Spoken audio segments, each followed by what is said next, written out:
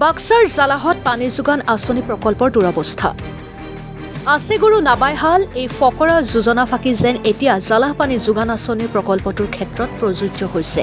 দীৰ্ঘদিন ধৰি এটুপি বিশুদ্ধ খোৱা পানীৰ বাবে হাহাকাৰ কৰিব লগা হৈছে। বগাহাতীত পৰিণত হৈছে জলজীৱন আঁচনি, আছে পানীৰ পাইপ আৰু টেপ, কিন্তু নাই পানী।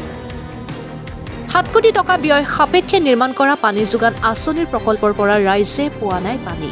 পুখুৰী আৰু নদীৰ পানী খাবলগীয়াত পৰিছে জালাহ, খাগ্ৰাবাৰী, ভেবলা আদি অঞ্চলৰ ৰাইজে।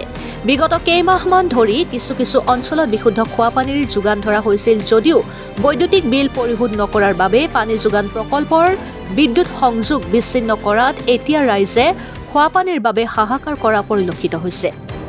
ৰাইজে বিভাগীয় কৰ্তৃপক্ষক ঘটনাৰ উচিত পদক্ষেপ গ্ৰহণ কৰি অতি শীঘ্ৰেই পানী যোগানৰ বাবে আহ্বান জনায়। Bureau report, Arunodoy Assam.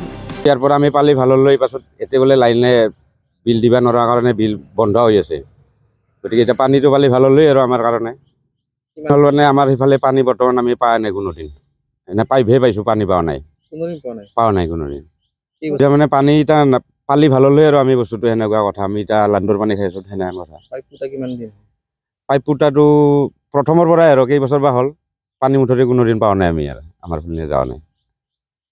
আমাৰ ইফালে পানী আহিছিল, কিন্তু এমাহমান অহাৰ পিছতে বন্ধ হৈ গ'ল। ইয়াৰ কাৰণে আমাৰ বহুতো অসুবিধা হৈছে। প্ৰথমতেতো অহাৰ লগে লগে বহুতে ব্যৱহাৰে কৰিছিলোঁ, আমি পানী কাপোৰ ধুইছিলোঁ বা খোৱাৰ কাৰণেও ভাল আছিল, পানীখিনি ভালেই এনে। কিন্তু অহাটো কিয় যে বন্ধ কৰিছে সেইটো নাজানো।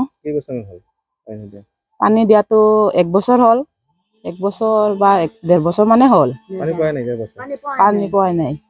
কিন্তু কিহৰ কাৰণে বন্ধ কৰি দিলে। এতিয়া পানীখিনি পালে আমাৰো সুবিধা হয় গোটেইৰে গাঁওখনৰ। বৰ্তমান আমাৰ নদীৰ পানীও অনা হয় আৰু দমকলৰো সেনেকে পানী নোলায়। আমাৰ দমকলৰো অৱস্থা বেয়া, আইৰণ থাকে। সেইকাৰণে আইৰণ নোহোৱা পানী পালেতো বহুতৰে সুবিধাই হয়, বেমাৰ আজাৰৰ পৰা হাত সাৰিব পাৰি। সেয়াই আৰু পানীৰ সুবিধা দিলে আমাক চৰকাৰে বহুত সুবিধা পাম আৰু আমাক জলজীৱন মিছনৰ পৰা।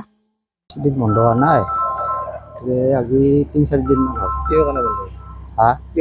এইটো লাইনমেনে এতিয়া লাইন কাটি থৈ গৈছে অকস্মাত, আমি বিশেষ গম নাপাওঁ। শুনামতে লাইনৰ বিল দিবা থকা বুলি শুনিছোঁ। কিমান টকা দিবা আছে সেইটো আমি নাজানো, সেইটো অফিচে জানে। এইটো 7 কোটি বুলি কৈ আছিল মানুহগিলাখানে, ঠিকাদাৰে। এতিয়া বিশেষ গোটেইখিনি ড্ৰেছটো নাজানো আৰু আমি হোৱা নাই, ক'ৰবাত হোৱা নাই।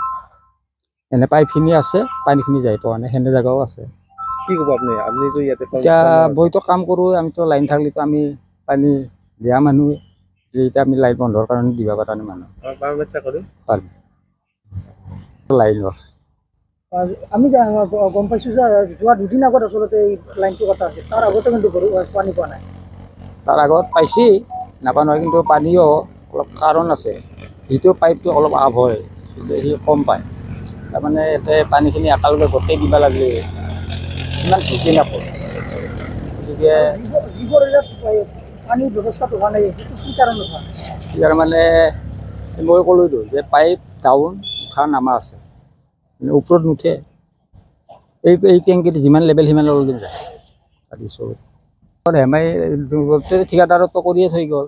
এতিয়া প্ৰব্লেমটো লাইনতহে। এতিয়া লাইনটো আমাৰ পাব্লিকৰে প্ৰব্লেম না ডিপাৰ্টমেণ্টৰে প্ৰব্লেম, সেইটো আমি ছাইডৰ মানুহখিনি সিমান ঠিক বিশেষ গম নাপাওঁ। কৰ্মচাৰী আহি পাওঁ কৰিব, লাইন থাকিলেতো চবেই নিজা টাইমত গুচি আহে। এতিয়া লাইন নাই, অহা নাই। এতিয়াও লাইনটো ফিটিং হোৱা বুলি শুনিলে আহি